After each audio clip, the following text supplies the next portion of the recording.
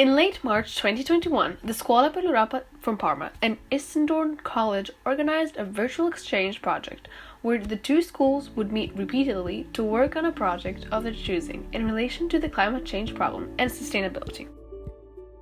Our first step was getting to know everyone in our group.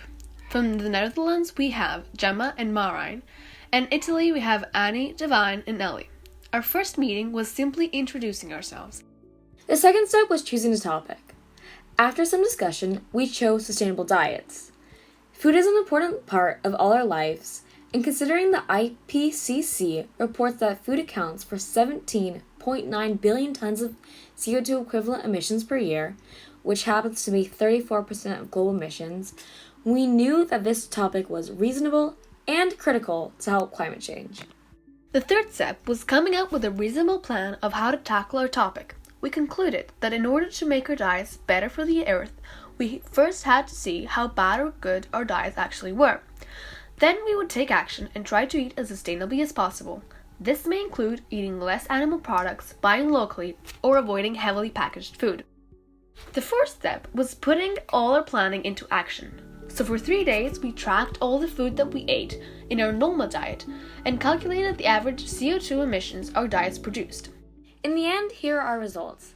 Keep in mind that all the data collected stands for how many grams of CO2 equivalent emissions we produce with our diet. Ellie's average was 2,500. Gemma's average was 1,400. Annie's average was 3,800.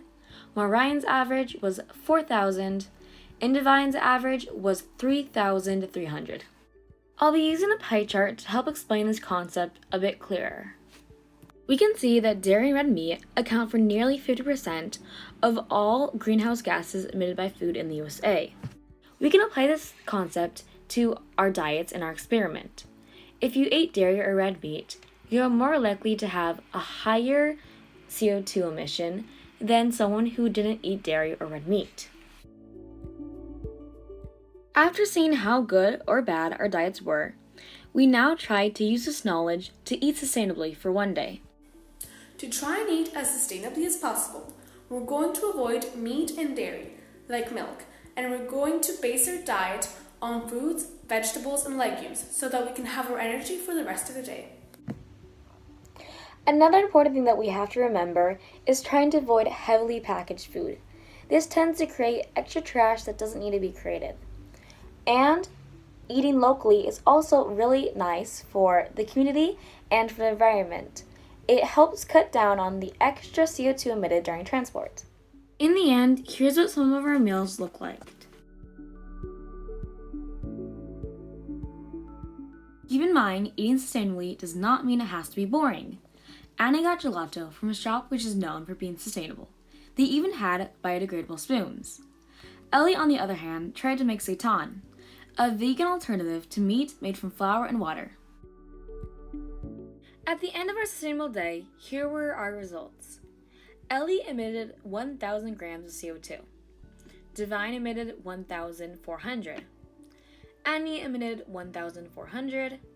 And Marijn emitted 1,600.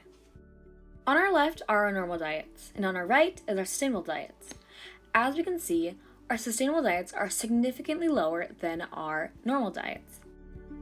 The fifth and final step was to present our project and show what we have accomplished. So, to the end of this video, we'll all share what we learned and how we plan to implement this into our lives.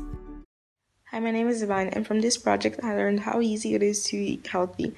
Also, I never knew how much of an impact my good could have on this planet. I will definitely keep on eating healthy, not only for this project, but even in general, and I definitely recommend people to eat healthy as well. With this project, I learned that eating sustainably doesn't mean you have to be vegan, and that changing some of our habits can mean a lot to the environment.